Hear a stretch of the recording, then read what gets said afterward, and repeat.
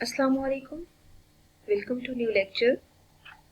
And as we have already discussed some theorems, and basically that theorems are I will write statements here. We have discussed this theorem in previous lecture, that if two sides of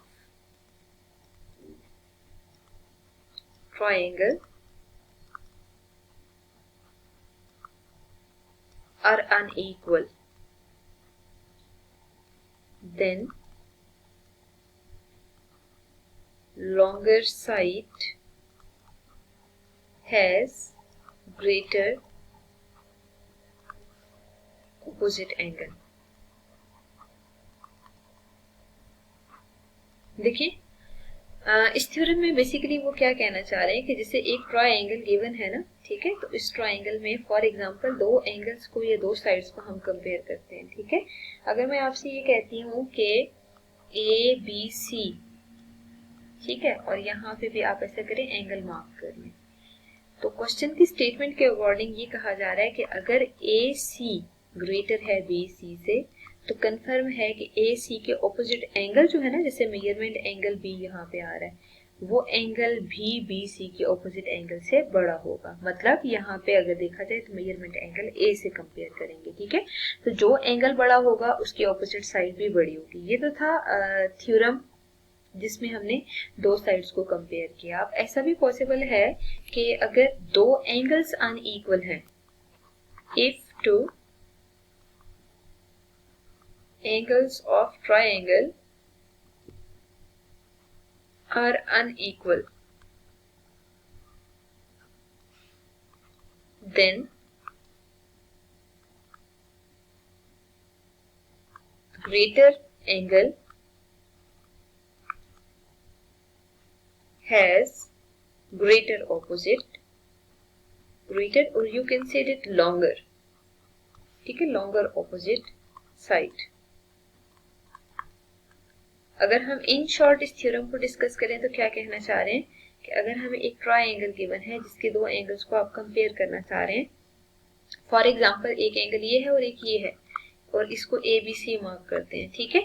अगर आप ये कहते हैं ना कि A B unequal है, मतलब measurement angle A greater है मेजरमेंट एंगल बी के, तो कंफर्म है कि अगर ये रिजल्ट होल्ड कर रहा है तो जो ए के ऑपोजिट साइड है मींस बी सी है, वो भी ग्रेटर होगी मेजरमेंट साइड बी की जो ऑपोजिट साइड आ रही है वो ए सी है, तो ए सी से ग्रेटर होगी, ठीक है। बेसिकली ये जो दो स्टेटमेंट्स है ना, वो ही हम यूज करके मजीद एक क्वेश्चन सॉल्व करते हैं जिसमें हमें गेस करना है कि कौन सा एंगल बड़ा है या कौन सी साइड ग्रेटर आ रही है। अब देखिए, अगर फॉर एग्जांपल आपसे क्वेश्चन में ये पूछा जाता है in triangle A B C measurement angle B equals 70 degrees and measurement angle C equals 45 degrees. Which of sides of triangle is longest and which is shortest? ठीक है, देखिए शॉर्टेस्ट या लॉन्गेस्ट का मतलब ये है आपने उस ट्रायंगल में देखना होगा। अब हम ऐसे करते हैं, ट्रायंगल पहले कंस्ट्रक्ट कर लेते हैं, आपकी अपनी चॉइस है, आप जैसे मर्जी ड्रॉ करें। बीसी हम बेस ले लेते हैं, हमें मेजरमेंट गिवन नहीं है, ठीक है, इसलिए मैंने ये रैंडम ड्रॉ किया। अब आप ऐसे करें, बी एंगल 70 डिग्रीज यहाँ पे प्लॉट कर लें और सी एंगल 45 डिग्रीज यहाँ पे प्लॉट कर लें। फॉर एग्जाम्पल उनका पॉइंट ऑफ इंटरसेक्शन ये आ रहा है, ठीक है, और इसमें भी हम ऐसा करते हैं कि जो एक्स्ट्रा पार्ट आ रहा है ना उसको रेज कर देते हैं। फॉर एग्जाम्पल आपके पास जो शेप है वो इस तरह की एग्जिस्ट कर रही है। देखिए, अगर ये 70 के इक्वल है और ये 45 के इक्वल है, ठीक है, दोनों को मार्क कर लेते हैं 70 और 45 डिग्रीज। अगर आपसे कहा जाए कि ए एंगल क्या होगा तो आप क्या करें, 70 और 45 को एडअप करें, आंसर 115 आ रहा है, ठीक है। तो कंफर्म है कि ये वाला जो एंगल आएगा वो आपने जब ट्रेस आउट करना है तो उसके लिए आप हमेशा इसके सम को 180 में से माइनस करेंगे, तो 180 में में से 115 को माइनस करें, you will found that the answer will be 65 है। ठीक है, तो यहाँ पे आप 65 लिख दें। तो सबसे पहला काम ये था कि हमने वो जो एक एक्स्ट्रा एंगल आ रहा था बेसिकली जो अननोन था उसको ट्रेस आउट कर लिया। ठीक है, अगर हमने वो ट्रेस आउट कर लिया ना, तो आप देखिए क्वेश्चन के स्टेटमेंट में गिवन है, अगर आप यहाँ से गिवन को लिखना चाहते हैं ना, तो गिवन में सिंपल आप लिखेंगे मेजरमेंट एंगल बी आपको गिवन है 70 डिग्रीज है। ठीक है, और मेजरमेंट एंगल सी आपको गिवन है 45 डिग्रीज है। अब आपने प्रूफ ये करना है कि बेसिकली बताना ये है कि लॉन्गेस्ट साइड कौन सी आ रही है और शॉर्टेस्ट साइड कौन सी आ रही है। ठीक है, एक बार ना मतलब लिखने से पहले रेफरेंस दे दिया करें कि measurement angle B is greater than measurement angle C. ठीक है, और मेजरमेंट एंगल बी को देखा जाए तो वो मेजरमेंट एंगल ए से भी ग्रेटर है। ठीक है, इसका मतलब ये है measurement angle B is greatest angle.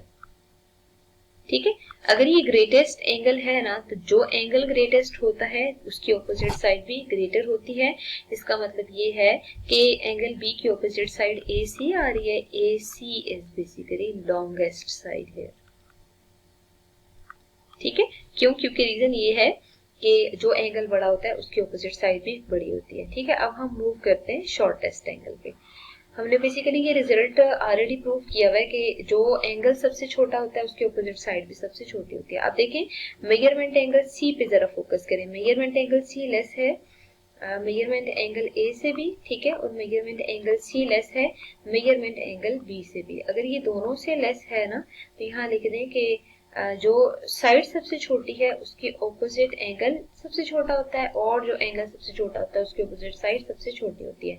तो A B is shortest side. और देखिए हमें कैसे पता चला ये शॉर्टेस्ट साइड है, क्योंकि जो एंगल छोटा होगा उसकी ऑपोजिट साइड भी छोटी होगी। तो बेसिकली आपने डायरेक्ट देख लिया कि जो एंगल बड़ा है उसकी ऑपोजिट साइड कैसे आपने निकालनी है, और जो एंगल छोटा है उसकी ऑपोजिट साइड आपने कैसे निकालनी है। तो यहाँ पे जो ए बी मेजरमेंट आ रही है वो शॉर्टेस्ट साइड आ रही है, और इसी को हमने बेसिकली प्रूव कर लेना है। ठीक है, यहाँ पे स्टेटमेंट बेशक आप लिख लें कि